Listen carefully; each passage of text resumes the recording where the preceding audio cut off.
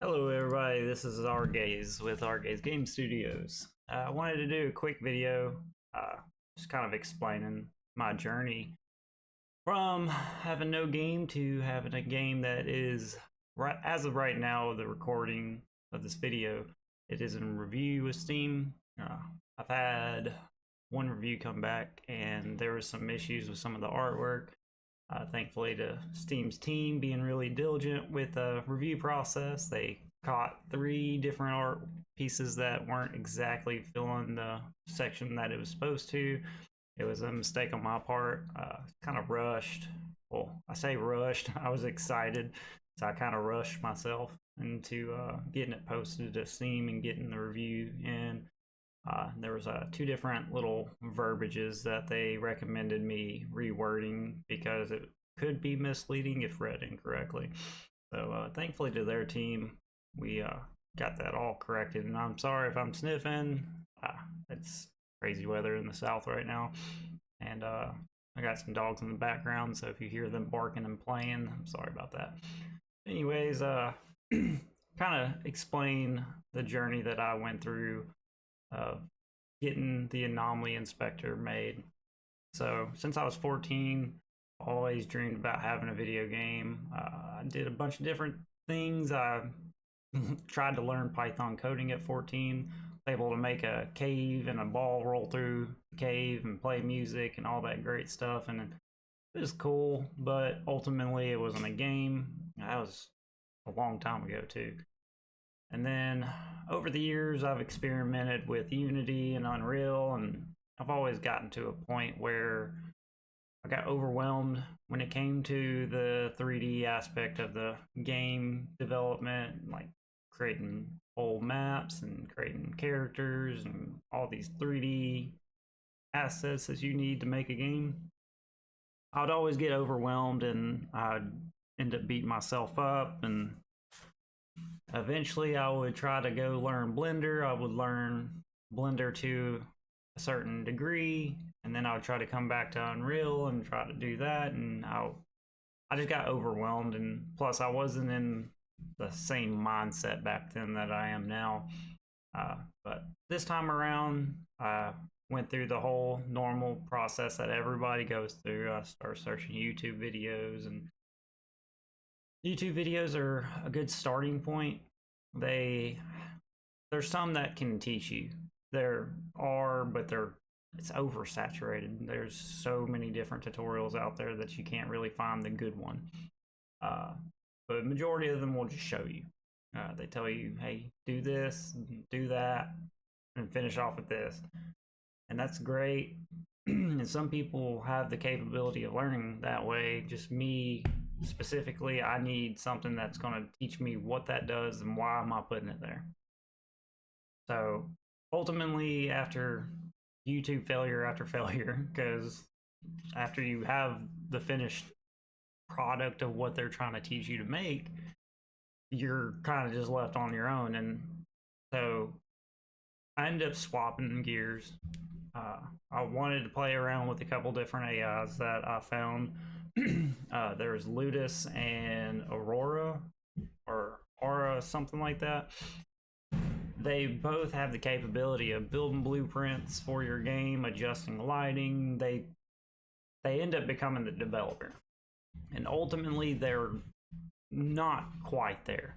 I played around with them for a little bit, and I tried to see what their capabilities are, because I was hoping that I could just fill in gaps of the knowledge that I don't have and be able to go through and kind of review it and fix it. But ultimately I ended up scrapping those. I ended up going towards ChatGPT, and ChatGPT wasn't the best as far as like helping me. He did some great steps, and I learned a little bit from ChatGPT, but I ended up swapping gears and going towards Claude, with Claude AI. Now, as everybody knows, Claude and ChatGPT, they're not built for Unreal Engine solely. They're just AIs. So they're not going to build any blueprints. They're not going to code anything for you. They have the capability of writing C# code, but to be honest with you, I don't think it's to a level to where you can make an actual video game. I ended up sticking with Claude AI. Claude AI, I would give him prompts, and the way I started off with him is I told him, hey, I'm new to this. I acted like a complete beginner, like I didn't know anything. Told him I want to eventually make a game using only blueprints. But can you give me 4 to 5 examples of beginner projects, something super simple, using only blueprint, and let's build them. And he ended up coming through. He gave me 4 or 5 good little beginner projects. I think one of them was like picking up boxes and moving them around. And we ended up setting designated areas for each colored box. So purple box goes in the purple square, and after that, you know, a UI pops up saying you won. We ended up doing like an endless runner. We also did a project where we were changing audios of footsteps. It taught me a lot of the basis of Blueprint Foundation for Unreal and gave me a good starting point. So eventually I ended up feeling pretty confident, started getting to the point where I was learning a lot, and I felt like I was good to start trying to focus on a game. Actually, the Anomaly Inspector wasn't my first game I started building in Unreal. I started building a whole nother game, which I won't leak any details, just only for the simple fact that if I ever go back and try to make it, I want it to be kind of special. But it was a puzzle game, and ultimately it would have taken so many 3D assets, and I was kind of at a point where I needed encouragement. I needed something that was going to be finishable by myself. And until I go through and learn 3D software and start learning how to make my own 3D assets, I figured why not try something that I can find a map pack for. And this map was made by Daniel. I'm going to link him in the description. I bought his pack off of Unreal Store, and it's a beautiful map. So that left me with just having to make anomalies and make like a few handful of 3D assets for anomalies and stuff like that. And I just had to clean up the map because the map was more destroyed. I think it's listed as like the horror office. So it's supposed to be like a scary office, which there's still some aspects of it. I didn't want to completely disassemble his map because his map is beautiful, to be honest with you.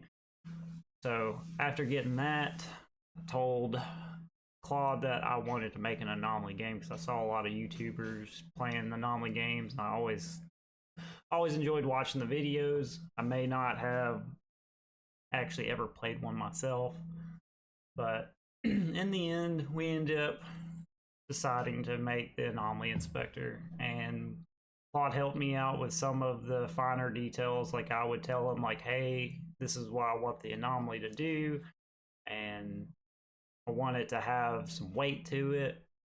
And he would take my prompt and add to it, or say, hey, how about we do this instead of that?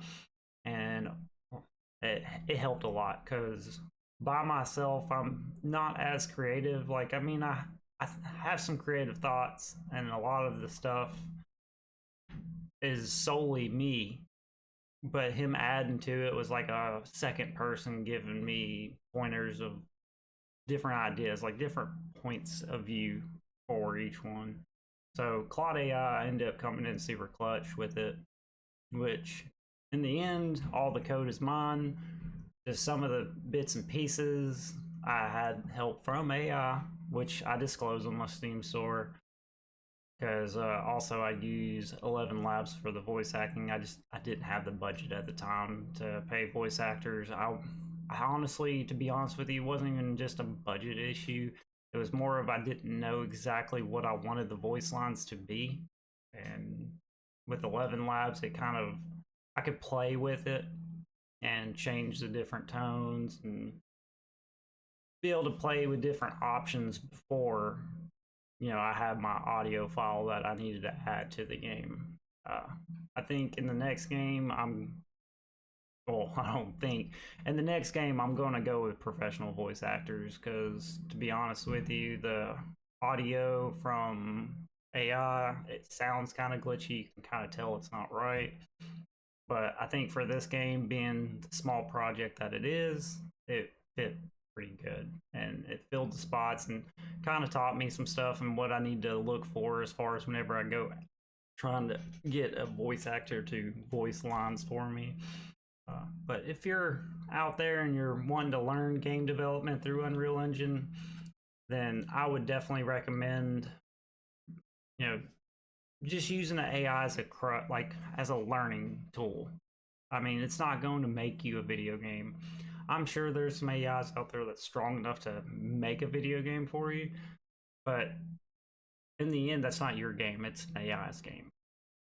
So I would say there's different methods of doing it. You can go through YouTube and watch the tutorials, and that's how you can learn, then that's perfect. I bought a video series on how to make a survival game, and it was great to an extent, but it was still kind of just giving you the answers for the test, and at the end, you're the only one taking the test.